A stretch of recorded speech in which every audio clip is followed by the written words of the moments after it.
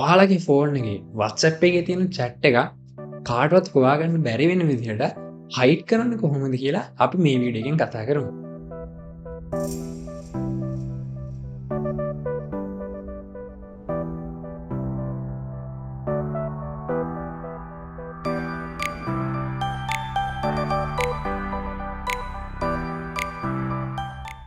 Open කරගන්න ඔයාලගේ WhatsApp එක.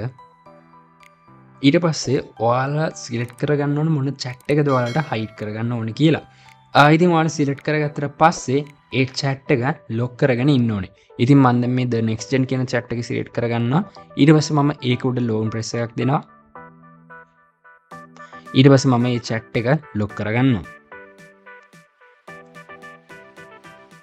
ඉතින් මේ විදිහට chat එක ලොක් කරගත්තට පස්සේ අපි යමු lock chats වලට. එතකොට ඔයාලට බලා ගන්න පුළුවන් ඔයාලා කලින් ලොක් කරගත්ත chat එක සහ settings කියලා option එකක් තියෙනවා. ඉතින් මම දැන් මෙතනදී යනවා මේ settings කියන option එකට. ඊට පස්සේ ඔයාලට බලා ගන්න පුළුවන් hide lock chats කියලා එකක් තියෙනවා. ඉතින් මේකව enable කරගන්න ඕනේ. ඊට පස්සේ එනවා create secret code කියලා. ඉතින් මෙතනදී ඔයාලා code එකක් create කරගන්න ඕනේ. ඊට පස්සේ මම මෙතනදී simple code එකක් create කරගන්නවා.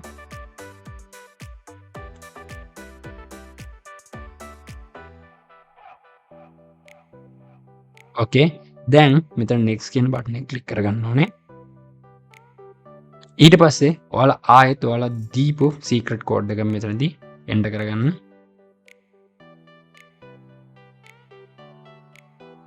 හරි දැන් ආයෙත් done කියන බටන් එක ක්ලික් කරගන්න.